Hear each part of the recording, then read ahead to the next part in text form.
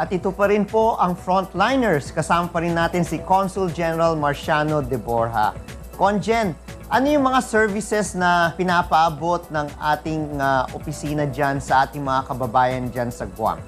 Well, Congressman, pangkaraniwan dyan kasi consular office tayo, no? 80% ng aming services involves passport issuance, no? Dahil nga sa karamihan ng mga kababayan natin dito, mga OFWs din, tapos yung iba, yung mga residents dito, o dual citizens, madalas din pumasyal sa atin, and that's one good trend, no? Because we have daily flights by Philippine Airlines, and then soon, by around March or April, Cebu Pacific will also start flying. So talagang magkakaroon ng maraming exchanges, and of course, travel of our Filipinos, no? On both sides, especially from Guam to the Philippines. Maliban po sa passports or consular services, no, meron bang mga problemang hinaharap rin ng ating opisina dyan in terms of legal problems? Meron bang mga kababayan po tayo nasa kulungan na inaasikaso po ng ating consular office? Alam mo, medyo maganda ang ano dito. Ayoko naman sabihin na maganda lahat, no? Pero so far, since I arrived here 6 months ago, we have no major cases na mga, of course, may mga nakakulong, but karamihan sa mga nakakulong are being processed for deportation, no? Kasi since maigpit nga ang US authorities about immigration here, well documented sila, saka they're also extended legal, the US labor law and criminal laws are very clear, and once they're here legally, if there are some issues, they have access to the courts, to legal assistance, and of course in our case we also try to visit these people in detention. We have one case to be processed for deportation, pero I think it's still very minor compared to other posts, no, or jurisdiction. Now, paminsan-minsan meron kaming nakikita na o nakatatanggap na request from families in the Philippines. Maaaring nagkukulang sila sa yung mga kababayan natin dito, nagkukulang pagpadala o minsan mawawala sila ng impormasyon. Parang whereabouts case ba? So yan, madalas na magkakaroon ng ganyan. Tinatanong nila kung ano na nangyari doon sa kamag-anak nila. Mainly yung tatay o yung tiyo nila, ganyan, dahil nag-aalala sila. And so far, so good since maliit lang naman tong isla dito sa Guam. And of course, through the cooperation of the associations, madali naman namin silang nahanap. Paminsan-minsan, meron ding namamatay. Again, madali yung procedure kasi these are documented residents. Kaya madali makapag-ugnayan. And of course, when we coordinate with OWA and POEA sa Department of Labor dyan sa atin, mabilis naman nilang nagagawan din ng tulong o ng paraan para magkaroon ng repatriation. Of course, our very own Office of Migrant Workers Affairs in the Department of Foreign Affairs, because as you know, we also have ATN funds.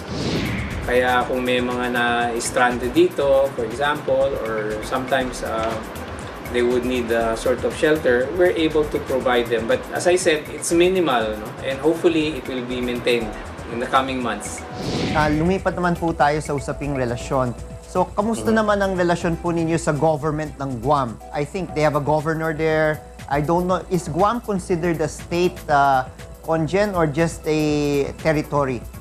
Well, the technical term for Guam is it's an unincorporated territory of the United States. So meaning they don't have the status of a state. So they are considered U.S. citizens, no? But they cannot vote for the U.S. president. So that's one key distinction, no? But as you said, they have an elected governor, si Governor Eddie Calvo, and I have a good personal relationship with the governor. He was just re-elected last November, so I represented the Philippine government during his inauguration last January 5. In fact, I'm working now with this office because there's a planned Guam trade mission, no? Hopefully in March. Kasi hindi na ito natuloy last year because of the campaign. Overall, really, we have very good relations with the governor, with the lieutenant governor, with the Congresswoman Madeline Bordallo, and also with the Guam legislature. And many of them actually have been visiting the Philippines, and some have even participated in the so-called ambassadors, Consul General Trade Directors Tour, which we normally have summer month, no? Around July, and we're going to have the 10th year anniversary this coming July, and we've been in fact inviting again many of these top officials to join in that package tour. Kung pag-uusapan naman po natin, Conjen, yung usapin tungkol sa trade. Paano ang aspeto ng trade, sabi ho ninyo, unincorporated territory of the United States, Guam, and our country? Does it still pass the federal government or diretso na ang usapin ng trade between Guam and the Philippines?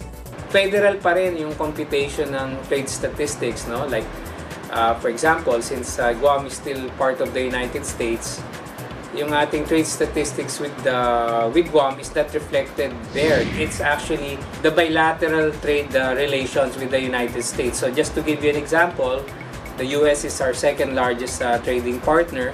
Actually, we've exported in 2013, that's the latest statistics that we have. The Philippines exported $9.6 billion to the US. And the good news about it is that we actually have a trade surplus because we only imported $7 billion from the US. Now, talking about Guam, if you come here, makikita mo maraming Philippine products in the department stores, no, and supermarkets, no. Like for example, many of our exports, especially from Cebu-based companies, like dried fruits, even yung mga mami noodles, and the typical Filipino, even biscuits and bread, they're actually exported from the Philippines. Those that you can find in an ordinary supermarket in Manila, you can find here in Guam. So Filipinos really here are very much at home because many of these items are available. Of course, double the price. And of course, many of those products that go to the mainland actually pass through Guam. So hindi lang natin mabilang yan because in the reckoning of the trade statistics, we always defer to trade statistics with the United States.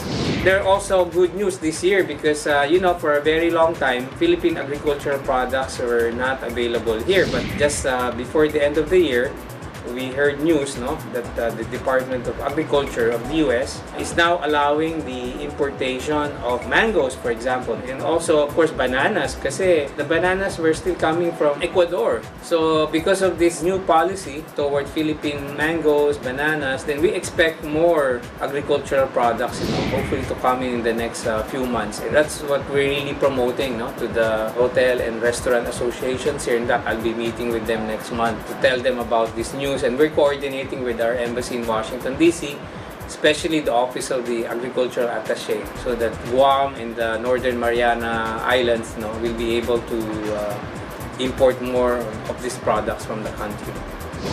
Of course, dahil mas masarap talagang saging at mga mangga natin dito sa Pilipinas. We'll have more of Frontliners with Consul General Marciano De Borja in a while. Please stay tuned.